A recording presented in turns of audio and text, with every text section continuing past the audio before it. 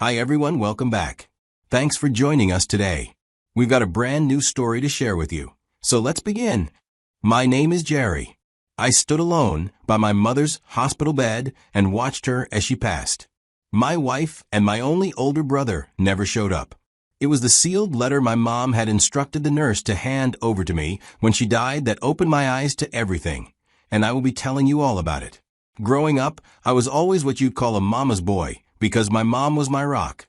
After we lost my dad in a terrible motor accident, she became everything: mother, father, protector, provider. I was just a kid when it happened, but even then, I remember how her back never bent under the weight of raising two boys alone. She worked long hours, made sure we never lacked food on the table, and somehow still managed to be present. I clung to her strength because it was the only thing that felt stable when everything else had fallen apart. That bond we shared didn't fade with time. If anything, it grew stronger as I got older. Even when I became a man and started building my own life, I never lost sight of where I came from and who helped shape me. After losing the love of her life so early, my mother developed this deep fear of us, her sons, repeating the same pattern. My dad had gotten married late, well into his late 30s, and she felt like life had robbed them of more time together. That fear became a guiding principle for her. She sat us down more than once and said, "Don't wait too long. Find someone and build your life while you're still young enough to enjoy it." She said it with love, but there was a bit of desperation in her voice, like she was trying to protect us from a clock we couldn't see ticking. My older brother wasn't having it. He flat out refused. Said he wasn't going to be pressured into marriage just to please anyone.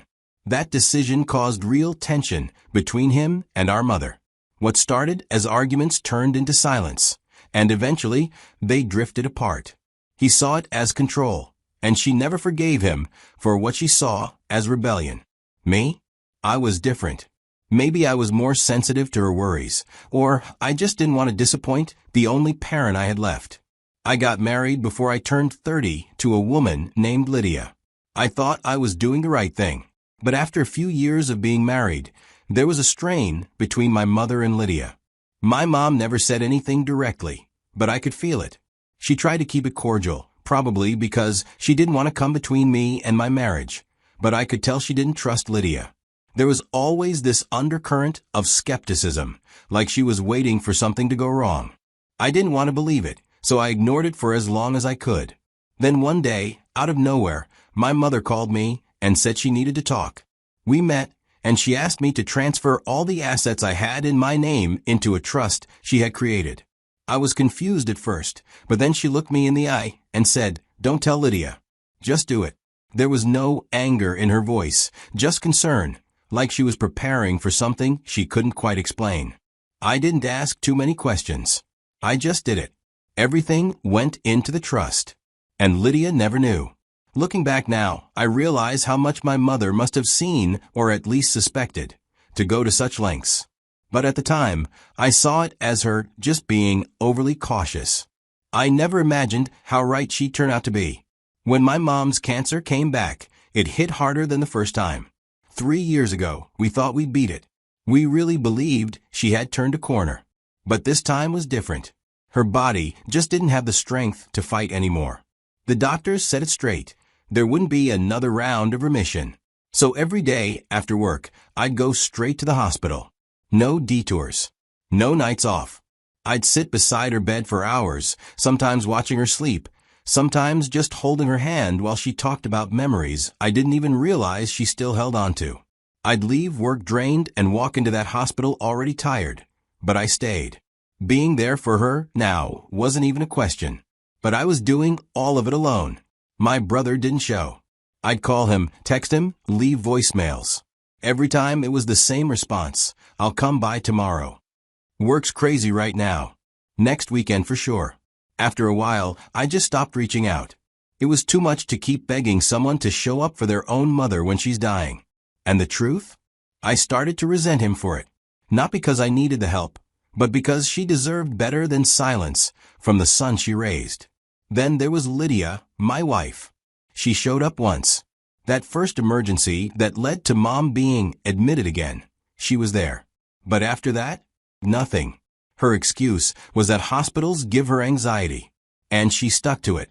I'd come home after sitting by my mother's hospital bed all evening, and Lydia would be on the couch watching TV, scrolling her phone, or complaining about her day.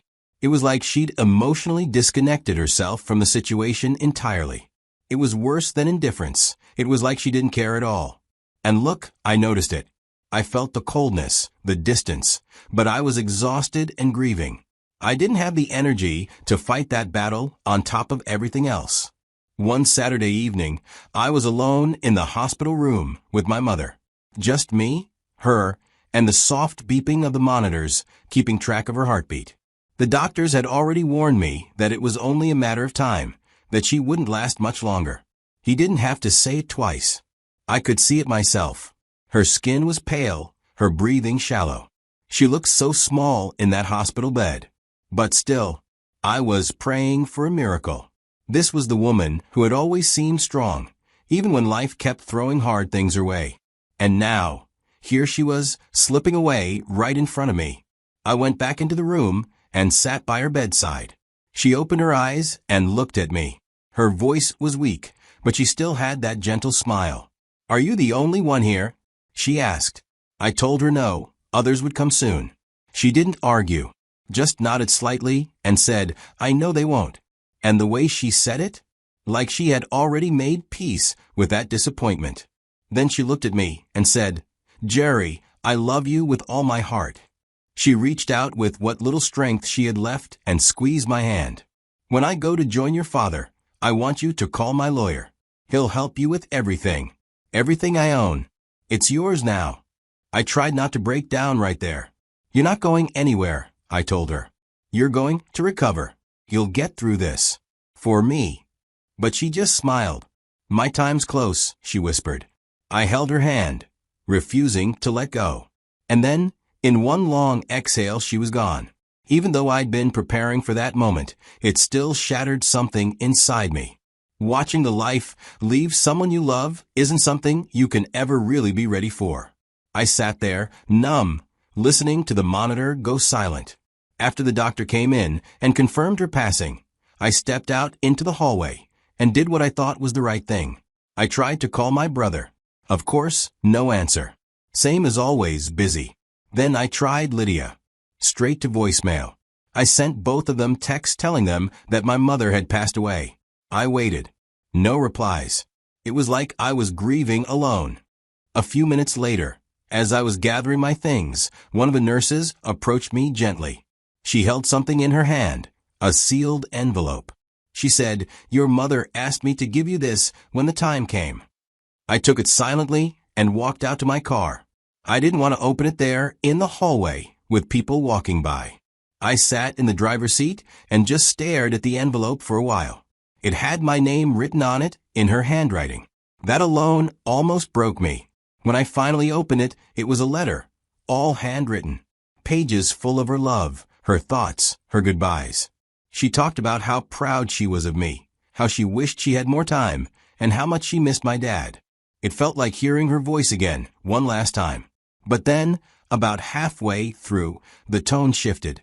The handwriting stayed the same, but the words felt heavier. She wrote, "Jerry, I need to tell you something I didn't have the heart to say before, but you need to know." That's when everything changed. She told me that she had seen something that broke her heart. She had caught Lydia, my wife, being intimate with my brother. She had seen it with her own eyes. She hadn't told me before because she didn't want to hurt me. She wanted to protect me from the pain, but she also couldn't ignore what she saw. She didn't stop there. She had quietly hired a private investigator to follow them and get evidence. What he found confirmed everything. The affair between Lydia and my brother had been going on for a long time. She also dropped another bombshell. My brother was adopted. I never knew. And apparently, ever since he found out, he'd started pulling away from the family. Started saying our mom was biased, that she loved me more than him. I always thought he was distant by nature, but there was a bitterness in him I never fully understood until now. My mother ended the letter by saying the evidence was in the care of her lawyer. She wanted me to know the truth, to have the whole picture. I sat there in the car, the letter in my hands, and I realized I'd just lost my mother. And at the same time, I lost the image I had of my marriage, of my brother, of everything I thought was solid. The people I should have been able to lean on during the hardest moment of my life weren't just absent. They were the cause of another kind of death. The death of trust. And that was only the beginning. When I got home that night with a hole in my chest, I didn't know how to carry on. I walked into the house to my wife, Lydia, in the living room, laughing hard as she was on the phone. When she saw me, her laughter died on her lips. She slowly lowered the phone. "Oh, you're back," she said. I didn't speak right away. I didn't trust myself to.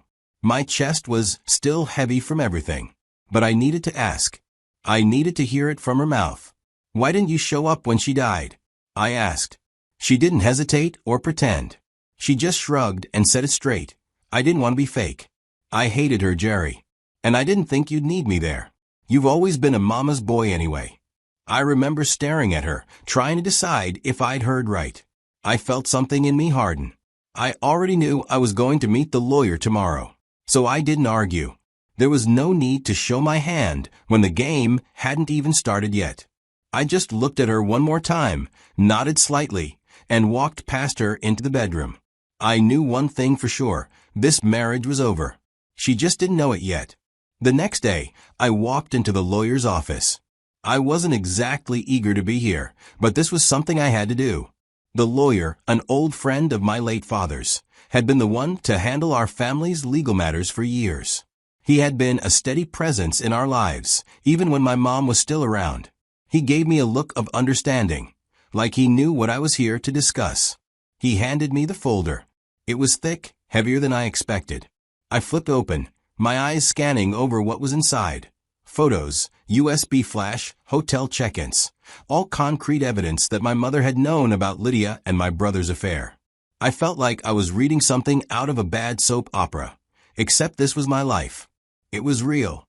My mother had been watching over everything, even when I didn't realize it.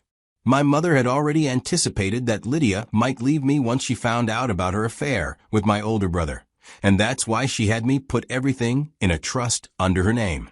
She knew what my brother was capable of, and she had tried to protect me from both of them in the only way she could. But the more I went through everything, the worse it got. The letter my mother had written to me didn't even mention half of the details that were in these files. My brother had threatened her, tried to intimidate her into keeping quiet about the affair. It all made sense now. The distance between me and my brother, the way he had been avoiding me and making excuses whenever I tried to reach out. I always thought he was just busy, but now it felt like he was too busy scheming. I didn't want to admit it to myself, but the fact that my mother had seen all this coming, had set everything up to protect me, was hitting me hard. She'd been protecting me from more than just her death. She had been protecting me from my own family. There was no time for emotions right now. Before I could process anything further, there was a knock on the door. My brother was standing in the doorway. He walked in without even looking at me, his face hard, like he was angry about something. I didn't know what he was here for, but I didn't care to ask. The lawyer stood up and motioned for him to sit. There was no pleasantries exchanged, no small talk. The lawyer didn't waste any time. He pulled out the will that my mother had amended 3 months before her death. My brother didn't even flinch as the lawyer started reading it aloud. But when he got to the part where everything was willed to me, my brother's face twisted in disbelief. "What is this?" he demanded, his voice shaking with anger. "This can't be right. You manipulated her. You did something to make her change the will. She wouldn't have left everything to you." The lawyer didn't even blink. He simply replied, "There's nothing to dispute. Your mother was examined by 2 licensed physicians before she amended the will. Both of them confirmed she was of sound mind." My brother's face turned red with frustration. He sputtered out more accusations, but they all fell flat. The lawyer had the facts, and my brother didn't have anything that could challenge them. The will was clear. My mother had left everything to me. No amount of shouting or accusations could change that. Finally, my brother stood up and stormed out of the room. The lawyer turned to me and gave me a look of sympathy. "Are you sure about what you're going to do next, Jerry?" he asked. I nodded slowly. There was no turning back now. Not after everything that had come to light. Not after everything I had seen and heard. "I'm going to take her advice," I said quietly. "I'm going to divorce Lydia. And when I do, I'm going to make sure she has nothing left." The lawyer gave a small nod, clearly not surprised by my answer. He asked if I had an attorney lined up yet. I hadn't thought that far ahead, honestly. But when he offered to recommend someone, I didn't hesitate either. "Go ahead," I said. Later that night, I walked into the house. Lydia was lounging on the couch. When she saw me, it was like she knew something was off. So I said to her, "My mother left me a gift. A letter. Photos too. Hotel check-ins. You and my brother, right?" I watched her face drain of color, and for a moment I thought she might break down, but she didn't. Instead, she tried to play it off, stammering out something like, "It happened years ago, Jerry. It wasn't like that. It wasn't a big deal." I wasn't having it. I'd heard enough lies from her. I cut her off before she could go any further. "Your cold attitude toward my mother earned you no space in my world," I said, trying to keep my voice steady, though inside, everything was crumbling. How could I ever look at her the same again? How could I ever forgive this? She smirked. "So you're divorcing me then?" she asked, as if she was daring me to follow through. I simply said, "Watch and see." And with that, I turned away, leaving her there in the silence, the house colder than I ever thought it could be. The divorce papers arrived days after. Lydia wasn't just going to let go of everything without a fight. She came at me with everything she had, demanding half of my assets. But here's the thing, she didn't know the full story, or at least, not all the legal details I had going for me. Her lawyers put up this whole narrative, saying I was leaving her after I inherited my mother's estate, trying to frame it like I was some cold-hearted guy who just tossed her aside. They claimed I'd suddenly become wealthy, and now I was using that to justify abandoning her. And on paper, that might have looked convincing. But my legal team wasn't just going to let her get away with that. They fought back hard. They argued that I was broke, that none of this so-called inheritance was technically mine. All the assets, including the house, were held in the trust my mother had set up years ago. See, Lydia didn't know this, but none of the wealth that came from my mother's estate was directly tied to me. It wasn't in my name. It was all controlled by the trust, meaning Lydia's claim that I was suddenly rich didn't hold any legal weight. Her lawyers kept pushing for that half, but my team showed that I had no access to it. Everything was locked up in that trust. Her whole strategy started to crumble. And on top of all that, there was the other issue, the affair. The evidence from my mother's private investigator, those photos, the hotel check-ins, it all came into play. Lydia couldn't argue her way out of the fact that she'd betrayed me with my own brother. That was a huge part of why I wasn't willing to give her a single cent. My legal team wasn't just defending my financial situation, they were defending my dignity, too. But the thing with divorce cases like this is that they never really move fast. The entire process dragged on for months. And during that time, Lydia's legal fees started piling up. The more she fought, the more it cost her. You could see it. She was getting desperate. Eventually, she tried to settle out of court. She came to me with an offer, trying to get me to agree to something that would let her walk away with more. I wasn't going to let her off easy, especially after everything that had happened. I refused. In the end, the court ruled in my favor. Lydia got nothing reasonable, at least. Sure, she might have thought she could manipulate the situation, but in the end, the law wasn't on her side. She thought she could use the divorce to get her hands on my inheritance, but it didn't work out that way. She ended up with nothing, and honestly, she deserved it. So, the fight for the inheritance wasn't just between me and Lydia. My brother also dragged me to court. I honestly was expecting it. He had always thought, for whatever reason, that he'd get at least half of what she had. Then, there was Lydia. She had her own set of expectations. When my mother died, she figured she could easily slide into my brother's life, take whatever she could from the inheritance, and leave me behind. But things didn't go as planned. With the legal debts hanging over her head from the divorce, she wasn't bringing much to the table in my brother's eyes. He had no intention of taking her in and dealing with that mess. Months after everything went down, Lydia tried reaching out to me. I don't think she ever thought things would turn out like this. My mother had helped me see through her act. Lydia had been using me as a stepping stone, thinking she'd get away with everything without any consequences. But when my brother shut her down, leaving her stranded without a plan, she had nowhere to go. All the plans, all the manipulation, it was crumbling around her, and I didn't feel bad about it at all. She had gotten everything she deserved. When Lydia tried reaching out again, I wasn't surprised. She even played the victim card, asking me if I had ever really loved her, questioning everything we'd been through. But I wasn't fooled anymore. So I told her exactly how it was. You wanted to act like I'd be weak grieving. I said, you thought I'd beg. Instead, I buried my mother and my marriage the same week. You'll live with what you did for the rest of your life. That was it. There was no more pretending. There was no coming back from that. And then I ended it for good. I told her, don't contact me again. And I meant it. There was nothing left to say. What had been broken was never going to be fixed.